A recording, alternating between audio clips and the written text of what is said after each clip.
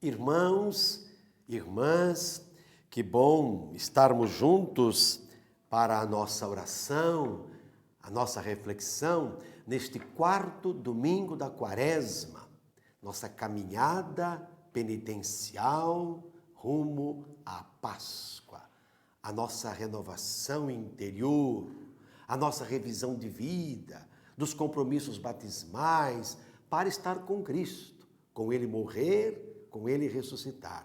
No Brasil, com a campanha da fraternidade, com este apelo tão bonito para cuidar da nossa casa comum. Assim como cuidamos de nós, devemos cuidar da nossa casa. Ela que nos abriga, ela que é fonte de bênçãos, porque é presente, porque é dom de Deus. Não podemos menosprezá-la, não podemos utilizar daquilo que ela nos oferece, sem o devido respeito, sem a devida responsabilidade. Hoje nós estamos com o Evangelho de Lucas, no capítulo 15, versículos 1 a 3 e 11 a 32.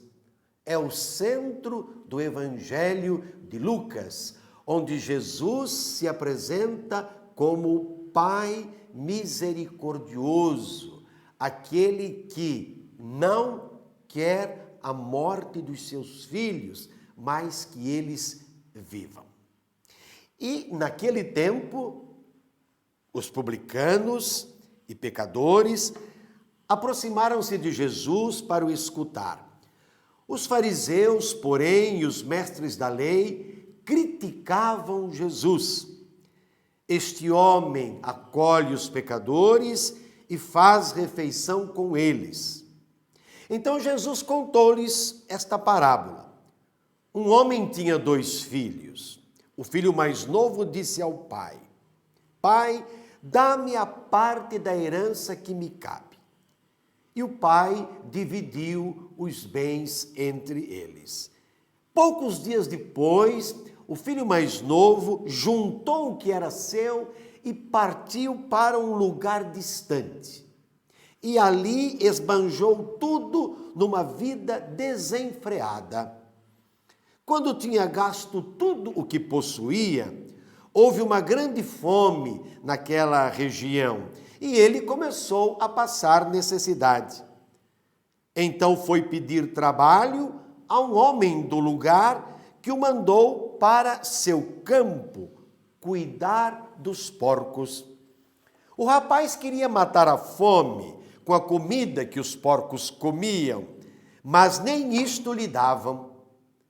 Então caiu em si e disse: Quantos empregados do meu pai têm pão com fartura, e eu aqui morrendo de fome.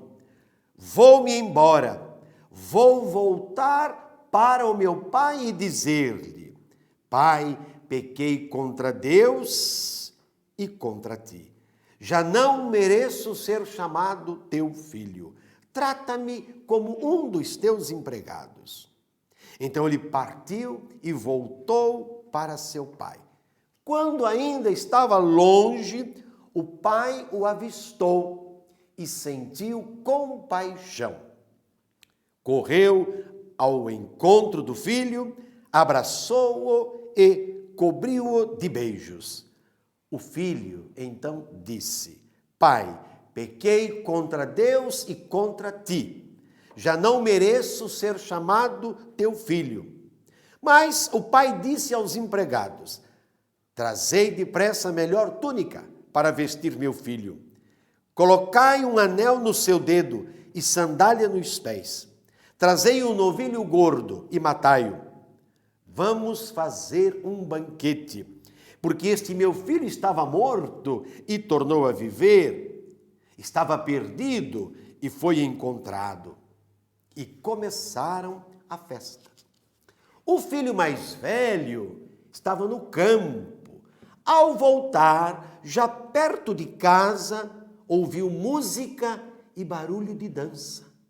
Então chamou um dos criados e perguntou o que estava acontecendo. O criado respondeu: É teu irmão que voltou. teu pai matou o novilho gordo, porque o recuperou com saúde. Mas ele ficou com raiva e não queria entrar. O pai, saindo, insistia com ele. Ele, porém, respondeu ao pai: eu trabalho para ti há tantos anos, jamais desobedeci qualquer ordem tua, e tu nunca me deste um cabrito para eu festejar com meus amigos.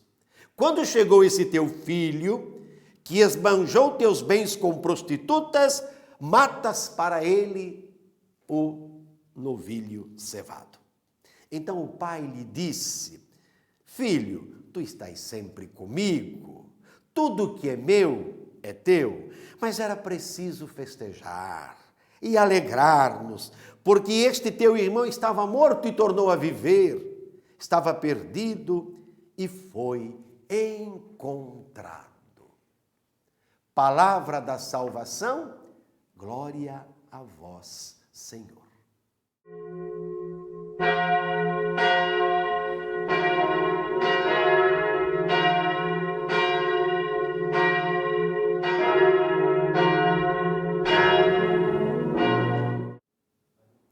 Quarto domingo da Quaresma. Estamos, como eu disse, no centro do Evangelho de Lucas e, por que não, de todo o Evangelho.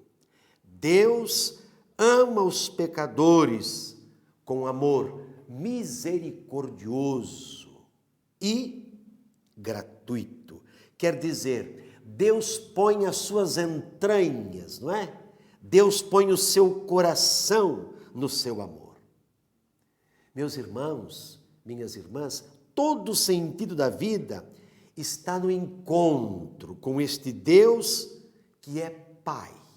E por que não dizer, age com o coração de mãe?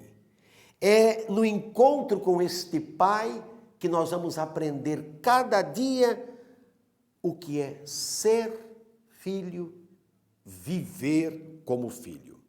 É a história do Pai misericordioso que todos nós somos chamados a encontrar. O filho mais novo da parábola pode, meus irmãos e minhas irmãs, até ser reconhecido como um filho irresponsável, um filho imaturo, um filho sem juízo. Ao sair de casa, da convivência com o pai e o irmão, o que vai acontecer com ele? Perder o rumo da vida. E de filho que era, tornar-se escravo. E é verdade, porque enquanto ele tinha dinheiro, ele tinha amigos. Ele tinha tudo.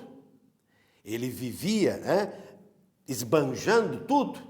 Não lhe faltava nada. Mas, o que diz o Evangelho? Ele acabou se tornando um escravo, depois que perdeu tudo o que o pai lhe havia dado, a herança que lhe cabia. Ele não foi capaz de viver na convivência com o pai, com relações gratuitas, como filho em relação ao pai, mas quis fazer essa experiência de viver longe, viver independente, viver por si. E ele exigiu do pai aquilo que toda a família faz depois que morre o pai, depois que morrem os pais, que é dividir a possível herança que se possa ter. Ele quis que o pai fizesse isso antes. Então o pai, com o coração partido, com certeza, viu que pertencia a cada um, repartiu e deu a ele, não é? Esta herança que ele exigiu antes da morte do pai, o que não era comum e o que também ainda não é muito comum. E o que acabou acontecendo com esse moço, com esse jovem que buscava a liberdade?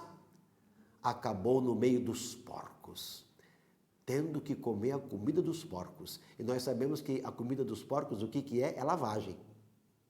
Assim ele se encontrou, no abandono total, na humilhação total, sem perspectiva de vida, totalmente arruinado. Quanto ao filho mais velho, pode ser considerado também um irresponsável, porque ele não reconhece mais o irmão como o irmão, não quer recebê-lo, não quer acolhê-lo, não quer reconciliar-se com ele. Tá bom, um filho bom, sempre atento às ordens do pai, não é? Mas que nunca aprendeu de fato o que é ser filho. Nunca aprendeu uma relação próxima, não é? Com o pai, de alegria, de gratidão, a ponto de jogar na cara do pai: eu trabalho tanto tempo para o Senhor, tantos anos, jamais desobedeci qualquer ordem tua, e nunca me deste um cabrito para eu festejar com os meus amigos. Até aqui, os dois filhos, não é? Mas o que é que está em jogo aqui? O filho mais novo ou o filho mais velho? Não. O que está em jogo aqui é o pai. Ele, o pai, é o centro da parábola, não é? Que é misericordioso e que nunca perdeu o filho de vista. O filho que, ao tomar consciência da sua condição e desejar voltar, apenas queria ser tratado como um escravo, como um empregado, não é? Não mais como filho, porque tinha ofendido, machucado, magoado muito o pai. Mas o pai, que, como eu disse, nunca perdeu de vista o filho, aguardava o seu retorno. E foi o que aconteceu. Um dia ele viu que vinha alguém de longe, e ele logo pensou: é o meu filho. Correu ao encontro do filho, não é? Abraçou o filho, cobriu de beijos o filho e não deixou o filho se justificar. Porque ele nunca tinha perdido de vista o filho. O filho até tinha ensaiado um ato de contrição bonito, não é? Pai, pequei contra Deus e contra ti, já não mereço ser chamado teu filho, não é? Trata-me como um dos teus empregados. Não, o pai não deixou. O pai mandou simplesmente ir lá matar um novilho gordo, vesti-lo com a melhor túnica, pôr o anel no dedo dele, simbolizando sua dignidade, sua pertença à família, calçar as sandálias, significando a sua liberdade readquirida, não é? Aquela dignidade que foi perdida, agora recuperada. Para o pai, o filho recuperado já é um sinal de verdadeira ressurreição, não é? Por duas vezes, o filho que estava como morto tomou consciência e disse: vou levantar-me, vou voltar para o meu pai. Ele que estava perdido, agora foi encontrado.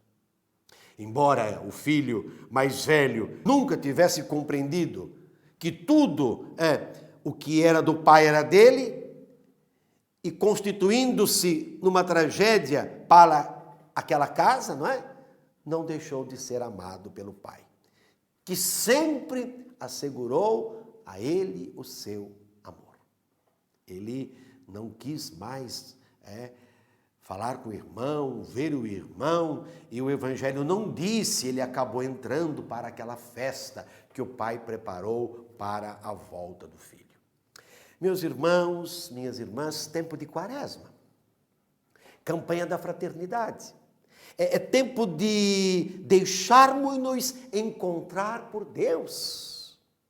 Mais do que querermos encontrar a Deus, Ele quer nos encontrar. Ele quer nos abraçar, Ele quer nos cobrir de carinho, de beijos, de bênçãos. Ele quer nos envolver com o seu amor. Não importa o que nós tivermos feito. O que importa é nos levantarmos e reconhecer que só nele, só no coração deste Pai, a nossa vida tem sentido. É o que a quaresma propõe. Ir com Cristo, sofrer com ele a sua paixão e a sua morte, com ele morrer e com ele ressuscitar. E de quantos modos, no cotidiano da nossa vida, na nossa Páscoa existencial, nós vamos fazendo a experiência da morte, a experiência da dor, a experiência da distância dos irmãos, a experiência do egoísmo, a experiência de querer viver longe. Tempo de recuperar a nossa vida, tempo de abraçar o amor que nos é dado pelo Pai.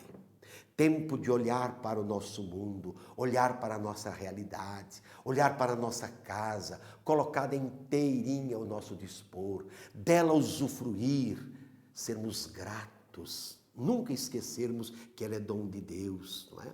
Cuidarmos bem dela, cuidarmos para que tudo realmente concorra para a dignidade humana, o que nem sempre acontece.